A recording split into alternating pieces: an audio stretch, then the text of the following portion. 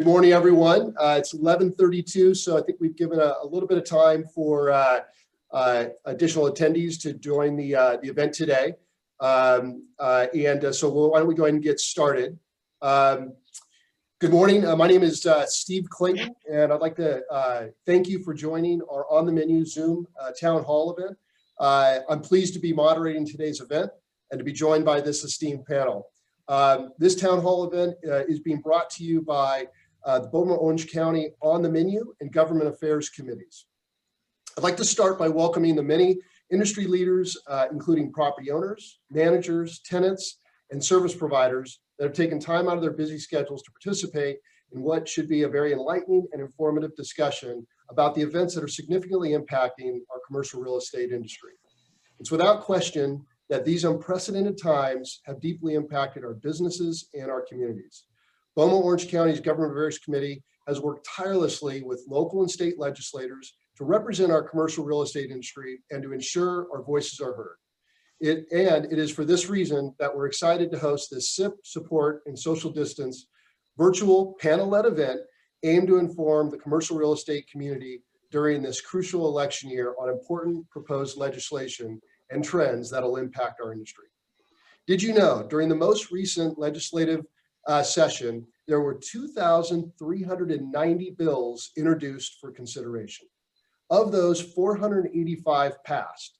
372 were signed by the governor and 56 were vetoed. 95 of those bills introduced affect the commercial real estate industry.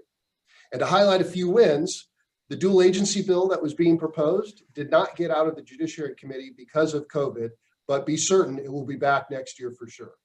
A bill trying to ban paper receipts was defeated. Related to earthquake standards, a bill requiring new buildings to be built to a functional recovery standard from earthquakes was stopped. And finally, a bill to raise corporate taxes was killed. So as you can see, your ongoing support of BOMA Orange County and participation in these types of events is vital to help protect our industry. But make no mistake. Steve, let me add on that the only thing that reflects is the state level. In addition to this, there's the national level. So participation from BOMA Orange County as well. Yeah, great point, Mike. Thanks for interjecting that. And again, obviously, the best way to make an impact for everyone is to get out and vote. So please do so in the upcoming election. Before I introduce the panelists, I'd like to briefly recognize our valued sponsors that help make this event possible, as well as summarize the format for today's event. Please join me in thanking the following sponsors.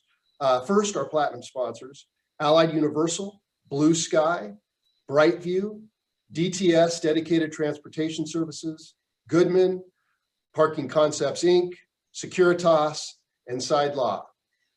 Gold sponsors are AAA Facility Services, Paragon Services, Century Properties, ServPro of Tustin, and VFS Fire and Security Services.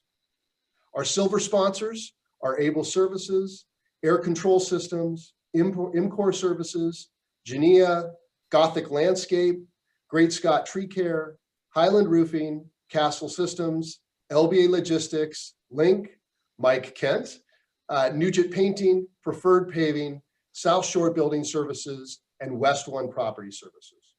Our supporting event sponsors are ABM and Greenlaw. And finally, our event donors are Howard Roofing, Land Care, Chambon Sons, and WV Painting and Coatings. Our heartfelt thanks goes out to all of our sponsors for making today's event possible. And now for the format for today's event. The panel will engage in 45 minutes of discussion, and we'll leave approximately 5 to 10 minutes of time at the end for Q&A. All attendees will be muted other than the panelists. Sorry, my light went off. Never ends. That's going to happen about 3 times, by the way, during this event. All attendees will be muted other than the panelists and me. However, we're very interested in your questions and feedback. So use the chat feature on the bottom or side panel of your screen to interact with our team. Your questions will be held until the Q&A segment, and we will prioritize based on relevance to the discussion.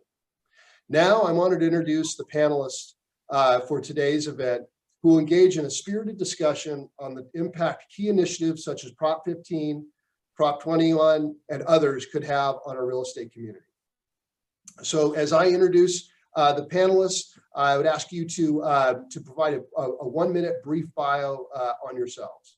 So let's start with Dan Cote. Dan, General Manager of the Block for Block LA. Thanks, Steve. Good morning, everybody. Thank you for letting me participate today. I'm very happy to be here. As Steve mentioned, I'm located in downtown Los Angeles at a development called The Block. I work for National Real Estate Development. It's a large national firm based out of Washington, D.C. We actually manage pension fund money for the IBEW Electricians Union. So the Block is actually a fund property for that. And it is a 2 million square foot mixed use development. It's got office, retail, and hotel. My background is I've got over 30 years of commercial real estate experience. I spent 8 years in Japan doing commercial real estate there. I've been back in the States since 2007 and very involved in government affairs in BOMA, Greater Los Angeles. I'm the chair of the Government Affairs Committee, and I'm also very active as a PAC member. So I'm very happy to be here today. Thank you for having me. Great, Dan. Thanks a lot for joining the panel. Excited to hear your thoughts and contributions.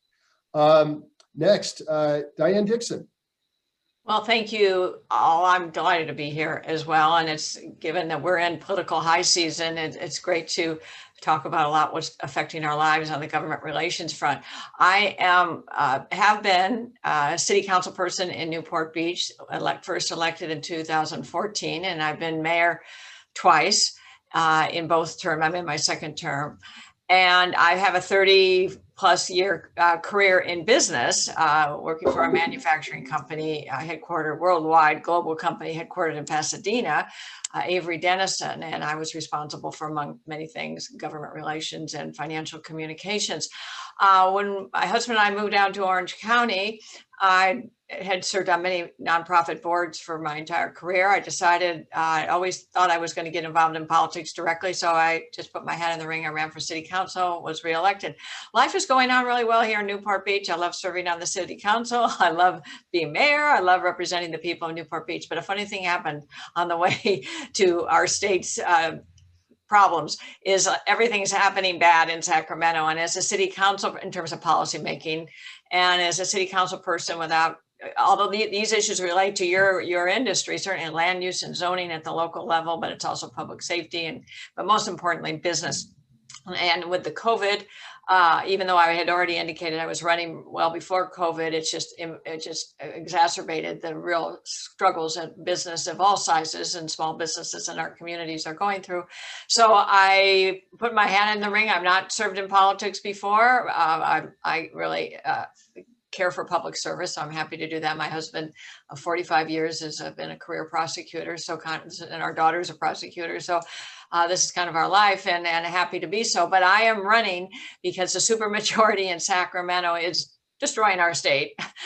And there needs to be dissent, there needs to be debate, there needs to be discussion, consensus building. I'm a problem solver coming out of business, working both sides of the aisle. We need to get the Golden State back on track. And I appreciate this opportunity to speak with your important industry leaders and for me to also learn what's on your mind, because I hope to be in Sacramento and I am fervently believing that it's possible, and appreciate all the support the people who are pro-business, pro-common sense, pro-pragmatic policymaking could see that there's value in having a dissenting opinion, not just to say no, but to offer alternatives to weigh the policy, because there is no discussion. It's just one way or the highway.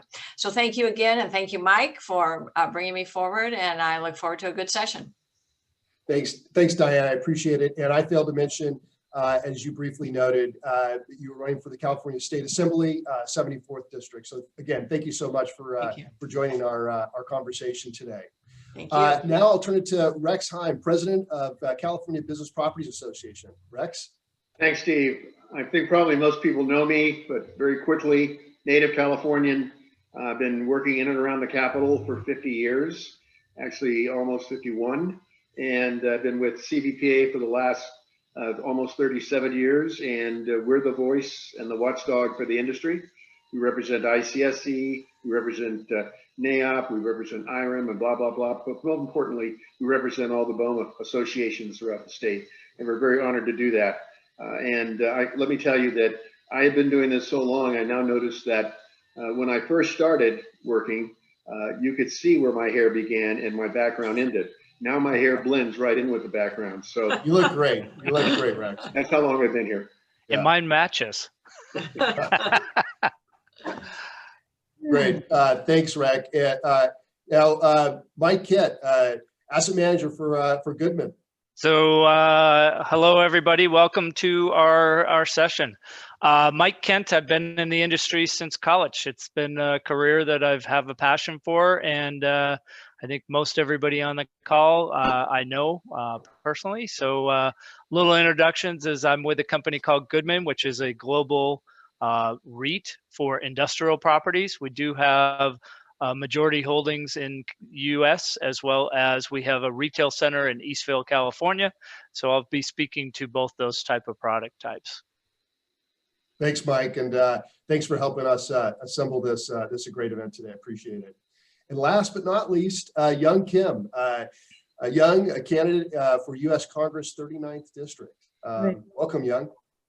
Thank you, Steve. And I'm really honored to be on this panel with all of you, especially experts on this industry. I look forward to our great conversation. I am an immigrant, as you know. I'm a wife. I have 4 grown-up children. I'm a small business owner, and now I'm running for a 39th Congressional District to flip it and take back the House for us. I graduated from USC, and after that, I started my career in the private sector first as a financial analyst and a controller in a manufacturing company, and eventually started my own business. Then in early 1990s, I went to work for then state senator, who then became a member of the United States Congress, worked with him for over 2 decades. Then I ran and was elected to serve in the California State Assembly in 2014. At the time, I was the first Korean American Republican woman to serve in the California legislature. And I had the great pleasure of working and getting to know you, Rex, and others in Sacramento during that time. And now I'm running to make another history by becoming the first Korean American Republican woman to serve in the US Congress. Only in America, I have to tell you, can an immigrant like me would be given an opportunity to serve and give back to our community and to our country that has given me so much. I know the American dream is real because I've lived it. American dream includes what we're talking about. And so I look forward to participating and having a wonderful dialogue. Thank you for having me. Well, thank you, Young, so much for joining us for this important panel, and look forward to your comments on many of these important topics. So let's dive into the agenda. It's without question the COVID pandemic has had an unprecedented impact on all of our lives and may forever change some aspects of our personal and business norms. It is for this reason we introduced our first topic discussing the impact COVID has had on our commercial real estate industry, such as stay-at-home orders, changes in occupancies and property use in the office, retail, and multifamily sectors, additional costs that have been incurred for sanitation, COVID procedures, legal expenditures, and other needs, the shift to e-commerce and whether it's temporary or permanent, an impact on tenants that might have, and finally, the social unrest that we're all experiencing, unemployment, businesses leaving California, and increasing costs. So my first question I'd like to pose to Mike and Dan. Mike, Dan, what impact has the COVID pandemic had on commercial real estate industry, and how are your companies and your tenants adapting? Well, I'll jump in. I mean, this is obviously, we talk about unprecedented. This is one for the records. I've been through many down markets and lived through them, and each one's been a learning curve, but this is one for the records for sure. It's fascinating to watch. Our company that I work for, fortunate enough for, is in the industrial sector, and the industrial sector as a whole has done extremely well because of the online ordering. then we see small businesses in our business parks and our retail center where we're seeing them struggle. Independent owners, people who are starting a new venture, trying to get, as young Kim mentioned, the American dream going. California is the home to the largest number of small businesses in the nation. It's one of the most entrepreneurial states in the world. And with that, to see the restrictions that are impacting, it's not necessarily right or wrong, it's just the impact of these restrictions that are taking its toll on a lot of the small businesses, mid-sized businesses. It depends on what type of industry you're in. So it's unfortunate. We're seeing all aspects of it. We're seeing people that are laying off staff. We're seeing people can't hire fast enough. So you're seeing all different types of revenue. There is a point where the government can't support and continue to support the bailout that has continued to occur, which is needed and has been needed. So the financial obligations of the state and the funds that came from the federal government for the PPP loans and other unemployments and things of this nature they are and continue to be so welcome in that respect, but they're not sustainable. And we have to figure out how to get the economy, how to get this COVID issue resolved, and things of this nature. So it's been a challenge. I've worked hard my entire career. I've never worked this hard in my entire life. And it's 24/7. And everybody on this phone knows that. I'll speak about the challenges we have with my project, being a mixed use project, having office, retail, and hotel. And the background behind me is actually a photo of the project. We obviously, the office tenants, a lot of them are working remotely, can work from home. We've actually benefited a great deal from the PPP program that the government has established, because although we were working through some deferral arrangements with some of our tenants before we even got through those, they received PPP money and were able to pay their rent without missing a beat. So the government stepped up and really helped in that respect. The more challenges or more challenging issues that we're dealing with are away from the office with retail, restaurants, and the hotel. The hotel took a serious beating. It's really struggling, but it's amazing how we were able to transform a hotel that was mainly known for business activity and heavy traffic on the weeknights. It's all of a sudden much busier on the weekends, as many people are taking staycations, avoiding airplanes and driving locally and looking for fun ways to do things on the weekend and just get out of their neighborhood. And so we've been able to transform the business plan there. The biggest challenge would be the restaurants and the retail, but our restaurants have fared very well. We've been able to help them with alfresco dining, providing additional outdoor seating. A lot of them have converted to a takeout and delivery programs, and a lot of the bigger stores like Macy's and Uniqlo set up pickup and delivery services where people could buy online and then come and pick up their clothing or products there. So there's been a lot of creative thinking. As a landlord, we've done whatever we can to help providing additional space outside and supporting them through additional security, additional marketing efforts that we've provided as part of our marketing team, getting involved with them. And it's truly a challenge, and there's some tenants that probably are not going to make it back, but we feel like we've gone beyond the call of duty to help them in any way we can. Thanks, Dan. Just a quick follow-up question for Mike and Dan. I'm just curious, to what extent do you feel your businesses have experienced or realized the impact of COVID to date? And do you worry about or expect another wave of challenges, should the pandemic, continue beyond what current predictions are relative to vaccines, et cetera? Yeah, I mean, the impact of businesses today are much different than if this continues to last for 6 months. Obviously, there's people that are holding on. There are people that are making do and dipping into all the resources they have available, whether it be from the federal government, state government, and or private savings accounts, if you will. So we're seeing people adapt much better than we expected. They're utilizing online services more. And in the industrial sector, we're fortunate enough to where we're the benefactor of some of the misfortune. So there's not a lot of activities actually been stronger in this class than others, which would be office and industrial. So it's been a whirlwind from that aspect of it as activities increased. There are a lot more challenges coming as China opens its doors and the port becomes busier.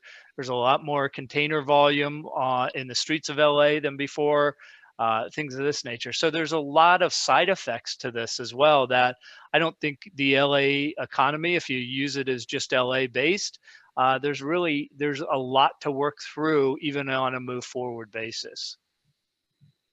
Yeah, I won't waste a lot of time. I concur with what Mike said.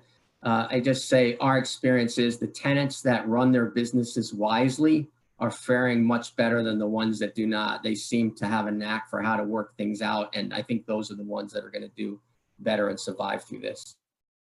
And Young and Diane, do you guys have anything to add? I mean, you guys are seeing this from your constituents. And Young, go ahead. I'll follow. Sure. I mean, the things that I know, people are probably wondering what we hear from outside as we talk to our constituents and as we hit the campaign trail. But the COVID continues to be a big issue because it's affected our lives in every way imaginable, from business shutdowns to school closures, to our jobs, to economy, to our health. Not a single part of our communities has been immune to this virus. And people in our district are concerned about fighting COVID-19. And they are working on getting our economy back on track, being very creative, they're being very innovative, and they also talk about the affordable quality healthcare. These are the concerns that I hear, and their concerns are my priorities. So first and foremost, I think it's very fair to say that we need to defeat this virus. And once we defeat the COVID, we need to ensure that the Americans remain healthy.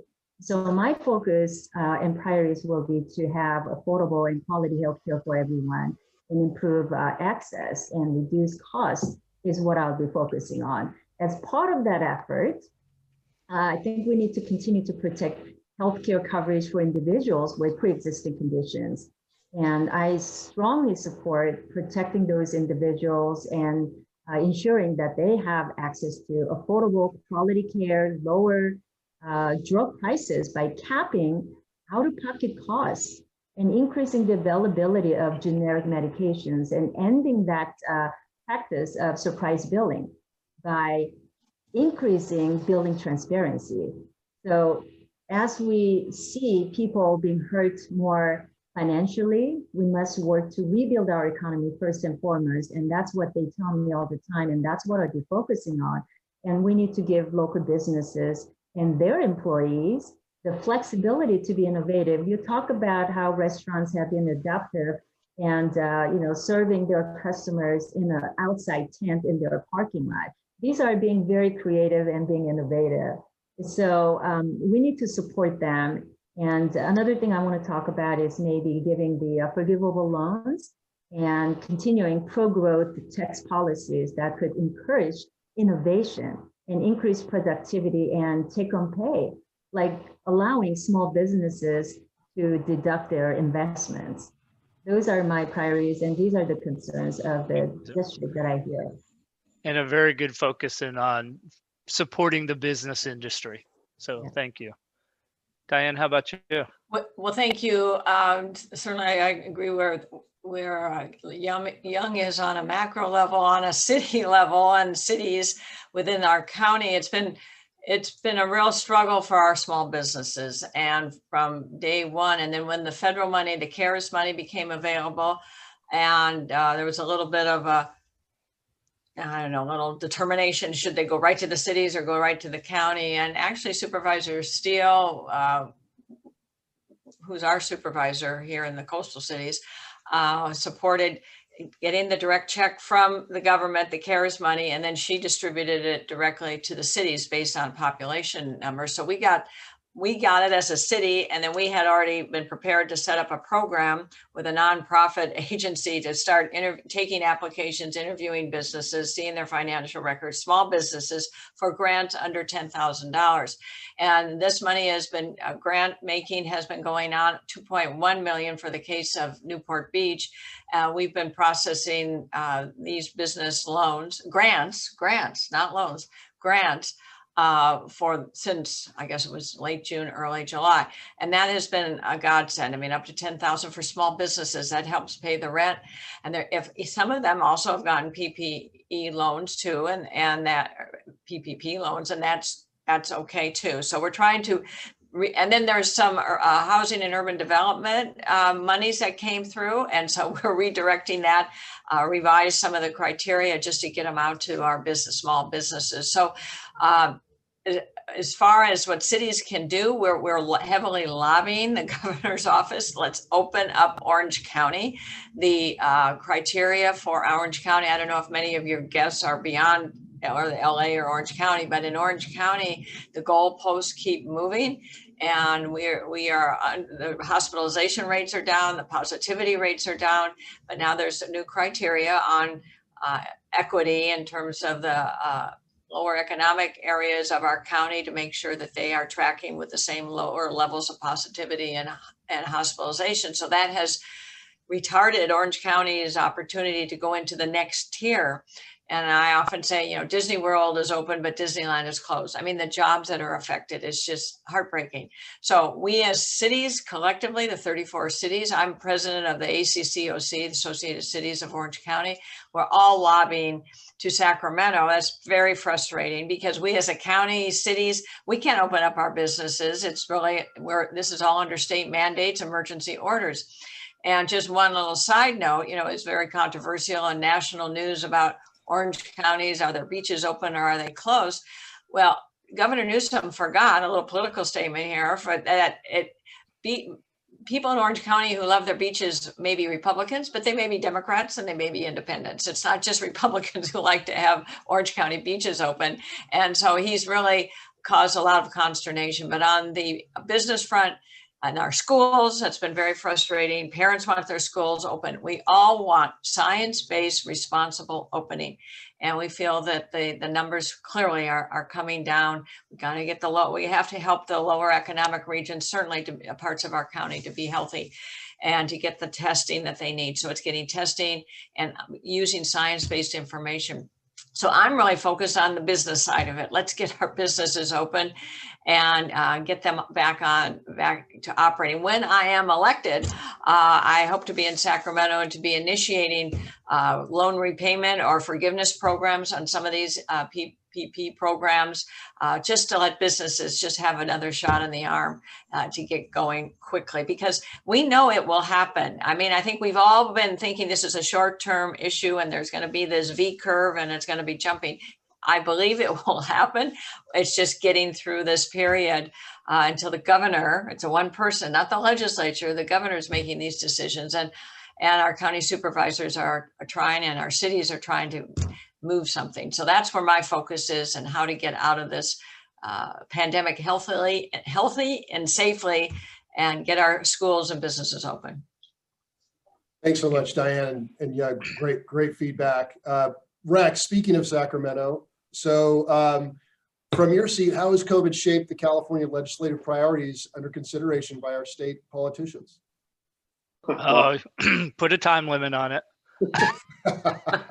That's a great question. And first off, they had to suffer through the same things, how COVID has changed what we do.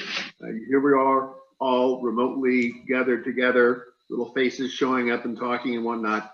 On the last days of session, they actually were voting and passing new laws in California the same way. So that was an amazing change that one would never have expected to see. But it doesn't change anything other than the fact that they, in some areas, have become, sadly, more anti-business. There was a measure, SB 939, which was introduced by a senator out of San Francisco, that basically wanted to tell property owners, commercial property owners, that you had to, could not evict your people.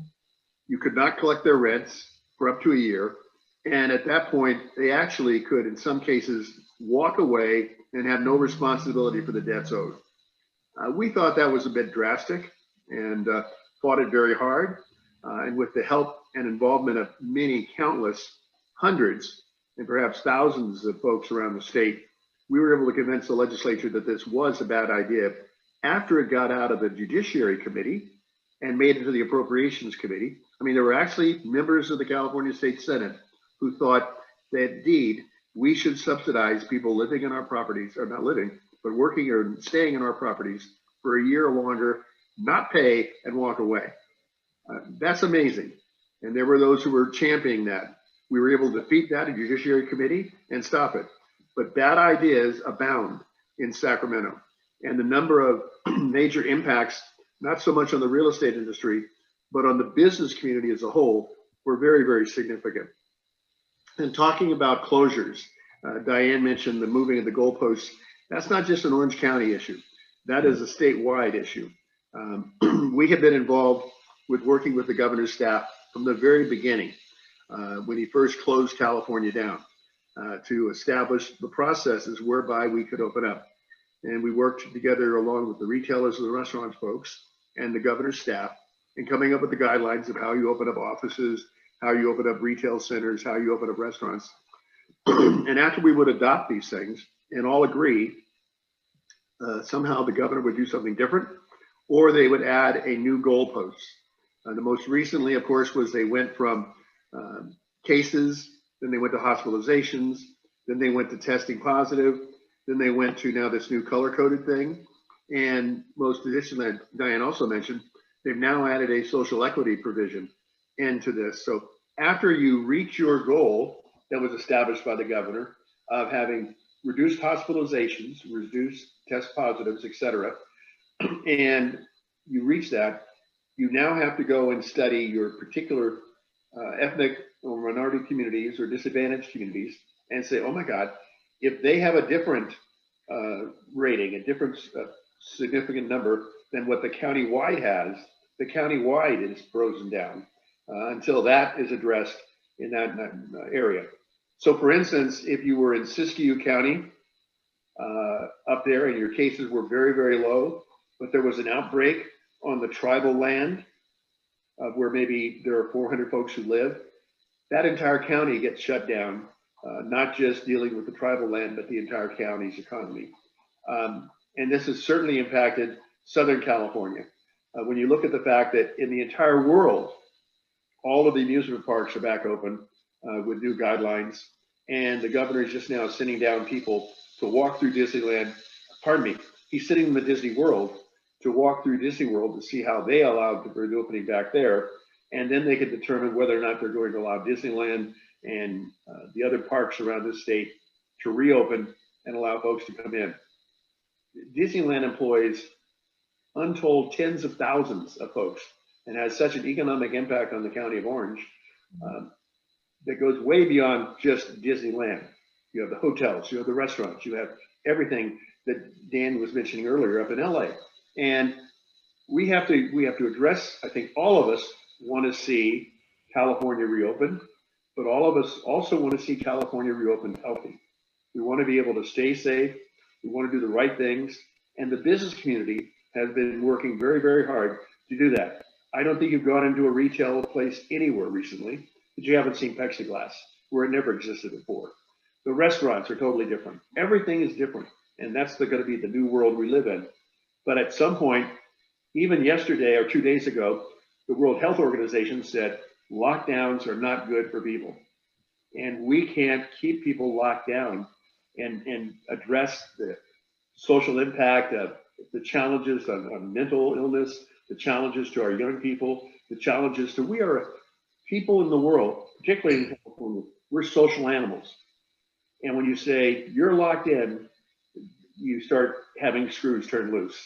And crime is up, mental illness is up, abuse is up, and just crazy things. And so We need to get back to being safety, but we need to have a goal that doesn't keep shifting. And we need to have a legislature that functions appropriately and understands our industries, our businesses, and our people, and doesn't live in a world that is totally away from what California is all about. I got to tell you, when young Kim was in Sacramento, she was a great warrior for us. She understood what people were doing, what business was about, and was a great vote on understanding these kind of things, and was also a great voice. It doesn't do good just to send somebody to say no. It doesn't do good to have someone just, vote the right way. We have to be able to articulate on the floor of the legislature and in the committees and with their fellow members the importance of certain issues and how they need to be taken into consideration. Young Kim would do that when she was here. I'm sure Diane would be a great addition to that arena as well. And I got to tell you, the kind of volunteer activities that BOMA does throughout the state, BOMA Orange County, by the way, is sort of the leader in this, and BOMA Greater Los Angeles is a warrior as well. They make a real difference, and your membership, your participation in supporting that is really important to what we do up in Sacramento. Wow, we didn't even plan for that plug. I'll be seeing you later. Rex, thanks so much. Great answer. I'm gonna use that as a quick segue. I want to get to a couple of really important propositions that are being considered. But before I do that, the governor recently signed an executive order placing a moratorium on evictions. Mike and Dan, from your seat, we certainly understand the implied intent of this moratorium, but do you find any customers that are using this for their advantage? And how is this impacting the rights of real estate owners? I can speak to that for a minute, Mike. It has been challenging. It's especially because the state keeps moving. And, for the most part, our tenant base has been very, very fair and cooperative, but, there's always some that take advantage when they get the chance to. And what's very difficult is that, certain tenants are using these opportunities to not pay rent when they owe rent, trying to put themselves in a category that they don't belong in. But what's tough about this is a lot of business people or rank and file people, the average citizen will look at a big project as ours and think, okay, that's a deep pocket landlord. They can stomach that loss or they can absorb it. They don't understand that we've got lenders. We're a pension fund for blue collar workers. We're investing money for people's retirement that have worked hard their whole lives. This is not a game we're playing. We're working hard to give people a future, and those kind of activities only hurt the whole community and hurt the environment that we're trying to build. And it's not a deep pockets company, but it's a blue collar pension fund that gets hurt. And so it's very frustrating when people are sidestepping what they need to be doing by these moratoriums. They're not helping us in any way, to be honest. Yeah, I'll add to that as well. Working for Goodman, the advantage of that was we were industrial, so we had very few cases where we had rent deferral. We did have quite a few in the beginning, but once those were flushed through, there was really less demand. But sharing best practices in the industry, there are a lot of stories out there specifically where people are taking advantage of this non-eviction event, where people's leases have ended and they're not moving out of the space and they're still not paying rent, but they're utilizing services. We've had, cases where, we receive a letter from a very healthy company that says, hey, we're all in this together. We expect you to reduce our rent for the next 2 years. And I'm saying, gee, I didn't notice your prices are going down in any respects either, but you want us to participate in lowering your rents. The landlord isn't the evil twin here. It's people's money at work, careers at stake. As Dan mentioned, a lot of these properties are owned by pension funds, which is all of our retirement work. They're out there to make and generate income for people to have retirements, healthy retirements in the future. It's one of the mechanisms that the industry uses as a whole. So it's only hurting the industry, and it's also hurting just business community as a whole, and the health of the real estate market. Who's going to want to invest in California if you can't take ownership rights to heart? There's no way that investors globally or nationally are going to invest in California if this type of procedure continues.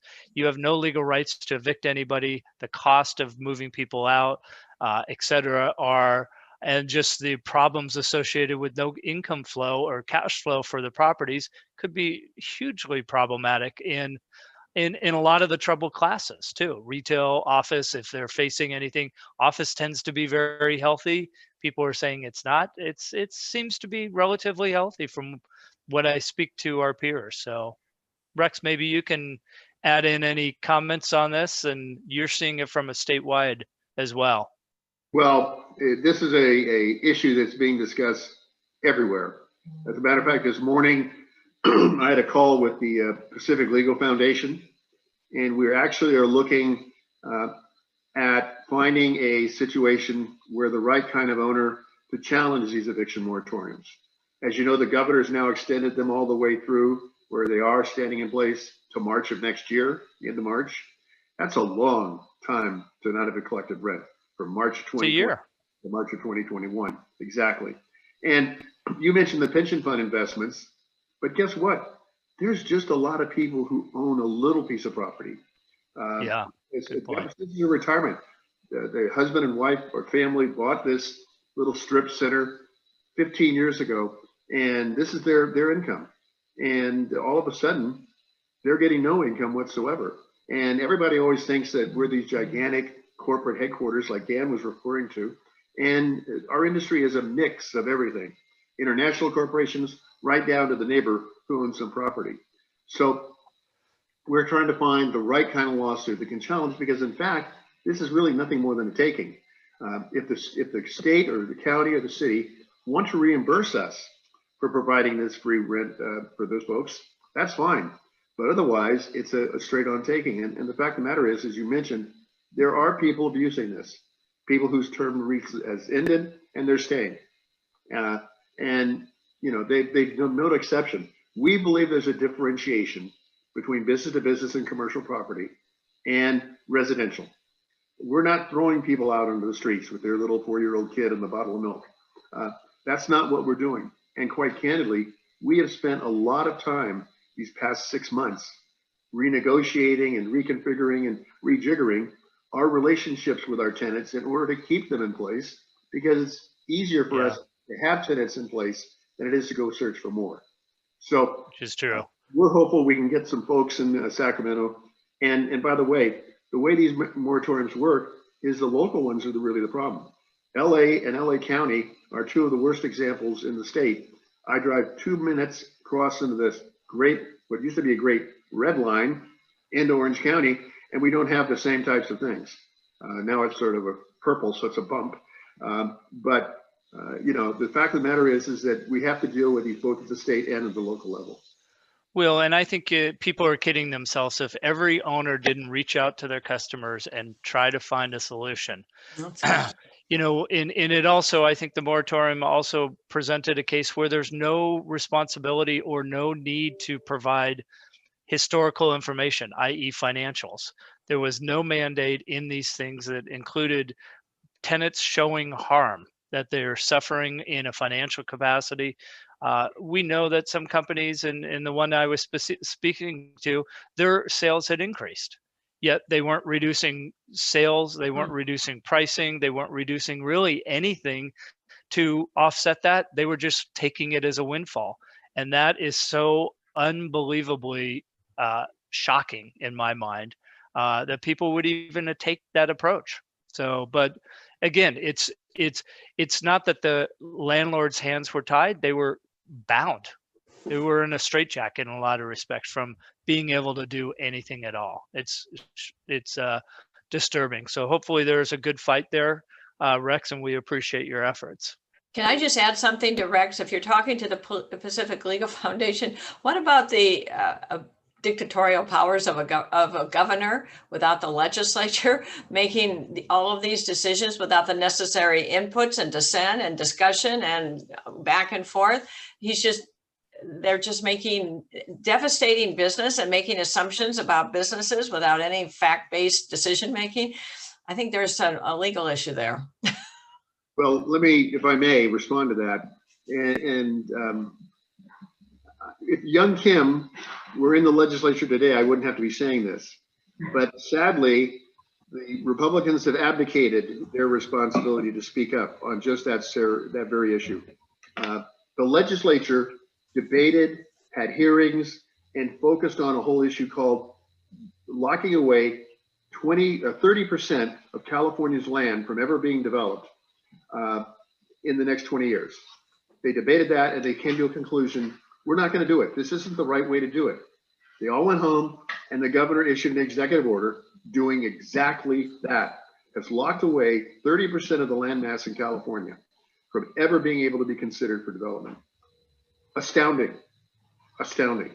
And it seems to me that the Republican legislators who are concerned and they're the ones that should be speaking out. It shouldn't be associations like ours. It should be those who are involved in the day-to-day battle of politics saying something is wrong here.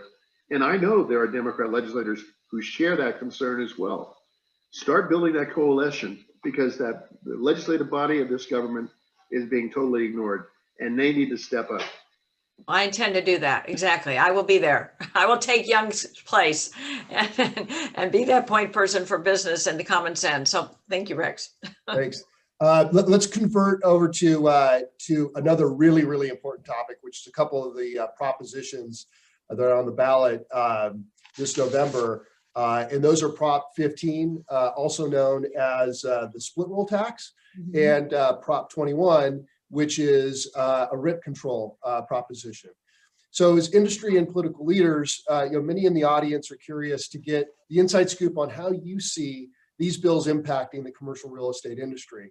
So this is an open question for all the panelists. Can you share your thoughts on if these propositions pass? What impacts or additional burdens will they place on our industry and communities? And just from a time check, we have about 6 minutes left because I want to make sure we have time to answer any questions we may have from the audience. But I open up to the group, whoever would like to go first. Well, let me I'll jump in first on that one. As one of the 4 co-chairs fighting the Proposition 15, the impact is going to be devastating. There will be no business, no commercial property left unimpacted. This measure will impact over almost 650,000 commercial properties in our state.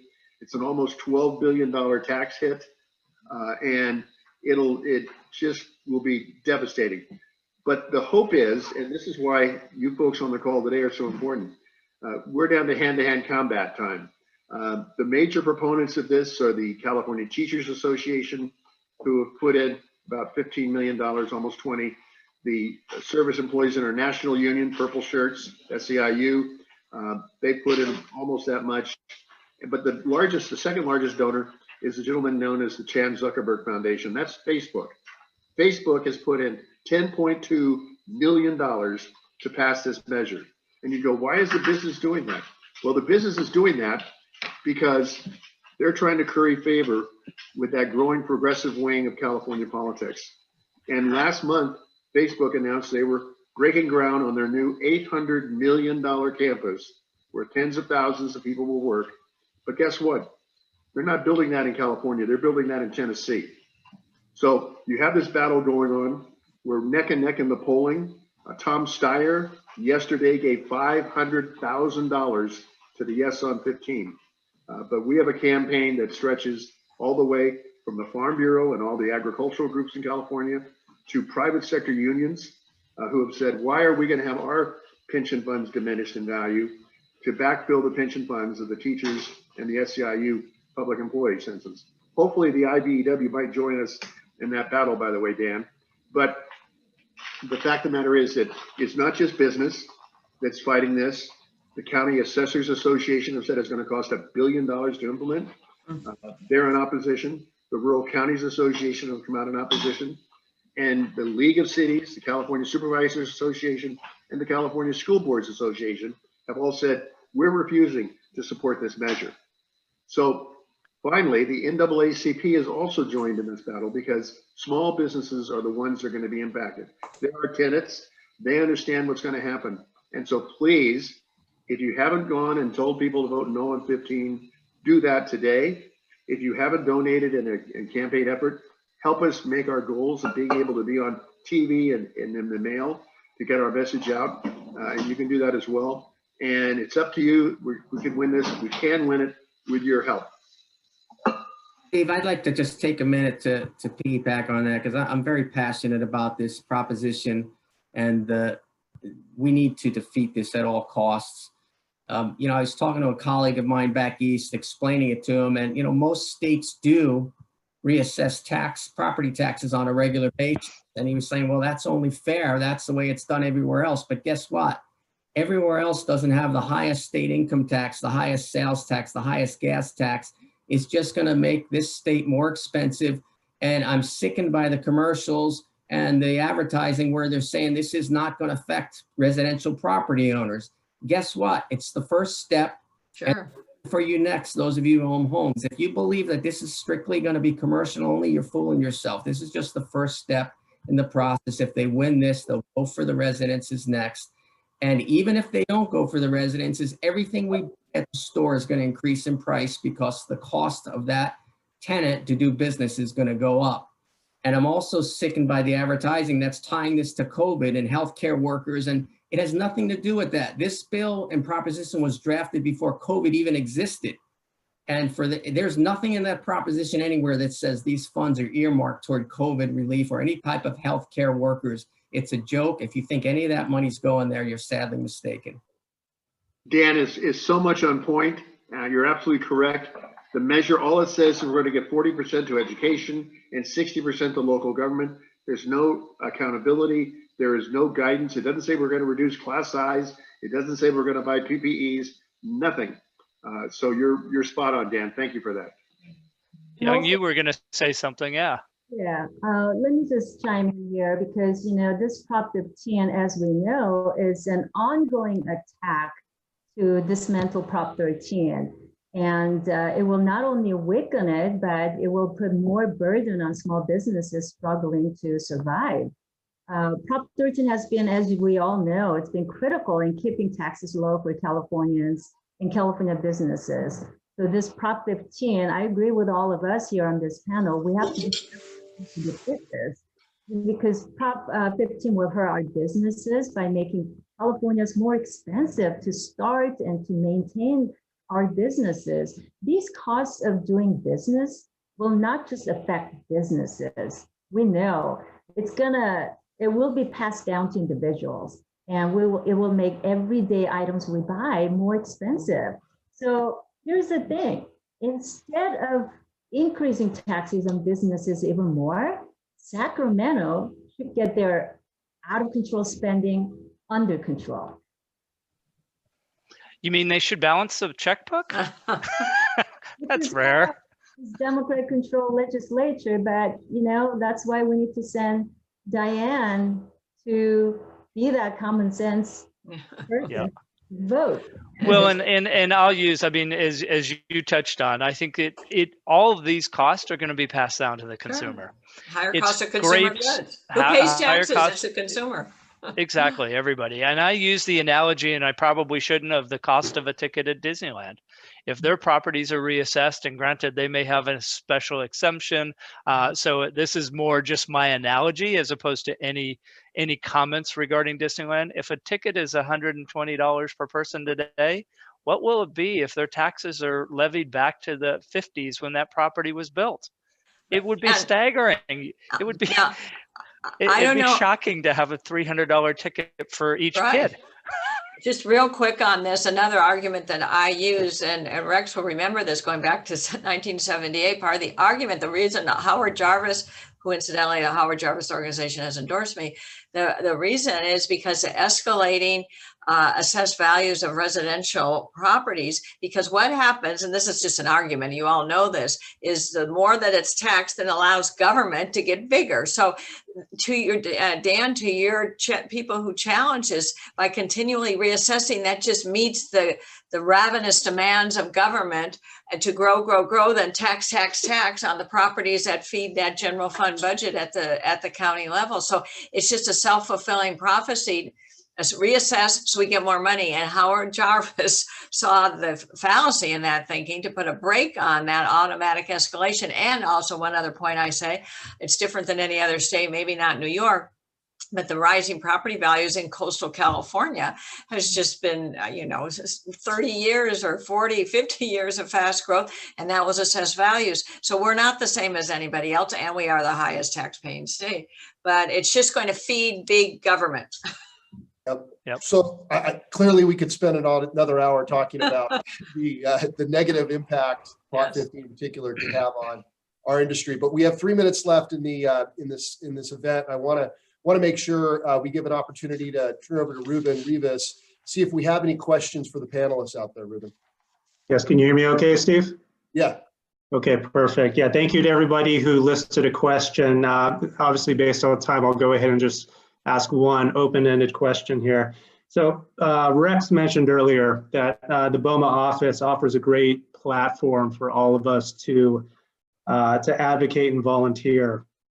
Some of the questions that we've been getting really revolve around just everybody being a little bit scared about how some of these props may pass and how it'll directly reduce interest and investment in our state and what the overall effects are going to be. So to summarize everything, what else do you recommend on the ground level? Obviously, we're all out here to vote, but what else can our membership do to make a difference on that ground level? Well, the other measure that they definitely need to be voting no on is Prop 21. That's a redo of the Prop 10 rent control measure, which we defeated 2 years ago.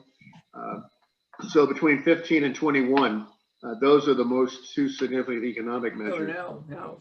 Yeah. We needed to defeat them. And the other thing is that they really and truly, if you're on this call today, if you're with us today, recognize that you are the most influential ad anyone will ever see. You as a person, if you turn to your family, your friends, your pickleball group, your church, your Rotary, whatever, Ruben, if they go and they tell their folks, use your email list. You have lots and lots and lots of contacts. Some of you, as brokers, for instance, have contacts at the yin yang. Take a time to go out and send out to all of your contacts, all of your friends, your Christmas card list, and say, please join with me in saving California. Vote no on 15 and no on 21. That's the kind of hand-to-hand combat that we need. And they should also be saying, depending on where they live, who you should support for Congress and who you should support for the Assembly that are going to go and do the job of representing our industry. May I chime in? Because there is another ballot proposition that we need to be mindful of, and that's Proposition 22. This will partially repeal AB 5. As you know, in Congress, there was the PRO Act that is a sweeping labor bill, actually, that fulfills the giant wish of the unions. But among the provisions included in that was an effective federalization of AB 5. That passed in February of this year, and my opponent Cisneros voted for it. But we've seen what AB 5 does to employment numbers. It's affected workers in every single community throughout the state. And federalizing this misguided law is a mistake. And it would only worsen our economy during this pandemic that we're trying to recover. Many workers enjoy the independence of being flexible with their jobs and the independence that comes with being an independent contractor status, right? So the PRO Act, like AB 5, would only deny individuals the opportunity to pursue those type of jobs. And that bill, the PRO Act, federalization of AB 5, will threaten the emerging sharing economy, which has relied heavily on the flexibility of hiring independent contractors. So therefore, I say, pay attention to that as you vote. Just go down the line, and we should definitely support even partial repeal of AB 5 like Prop 22. So definitely yes on 22. On that matter, I think all the ballot propositions, I think with the exception of Prop 20 and 22, I believe we should just vote no. Well, I was just going to say, make it real simple. Vote yes only on 20 and 22, just as the Lyft Uber bill. Just two bills, two propositions, ballot measures. Vote yes. Everything else is no. All right, there you have it for everyone. There's the direction. Listen, we're a couple of minutes over our time, but wow. First of all, I want to thank the panelists. You did an amazing job. You delivered really good content, really good advice, and context for what is clearly a very important milestone we're coming up on with this in November with this vote. So thank you so much for your time. I'd like to thank all of our sponsors. We couldn't do this without you and your generosity, so thank you. And I also want to thank the over 200 participants we had on today's virtual event. So thank you so much. This would have been amazing to have in person and be able to see everyone's faces. Hopefully at some point we can get back to that, but thank you, thank you, thank you. Please make sure you continue to support BOMA Orange County. You continue to support our panelists in their respective roles and candidacies, and also please make sure you get out and vote. So thanks everyone. Have a great day. Thank you. Thank you. Thank you. Do you want to thank the sponsors, Steve? Yeah, we were over time, but I'm happy to do that. I would do it anyway. Yeah, so We appreciate all their support. yeah, let me relist the sponsors for those that are still on. So our platinum sponsors are Allied Universal, Blue Sky, Brightview, DTS Dedicated Transportation Services, Goodman, Parking Concepts Inc., Securitas, and Side Law. Our gold sponsorships are AAA Facility Services, Paragon Services, Century Properties, ServPro of Tustin, VFS Fire and Security Services. Silver sponsors are Able Services, Air Control Systems, IMCOR Services, Genea, Gothic Landscape, Great Scott Tree Care, Highland Roofing, Castle Systems, LBA Logistics, Link, Mike Kent, Nugent Paint, Preferred Paving, South Shore Building Services, and West One Property Services. Our supporting event sponsors are ABM and Greenlaw. And lastly, our event donors, Howard Roofing, Land Care, Chambon Sons, and WinV Painting and Coatings. So again, a heartfelt thanks goes out to all of our sponsors for making today's event possible. Thank you. Thank you. Thanks. Thank you, everybody. Thanks, everyone. Thank you.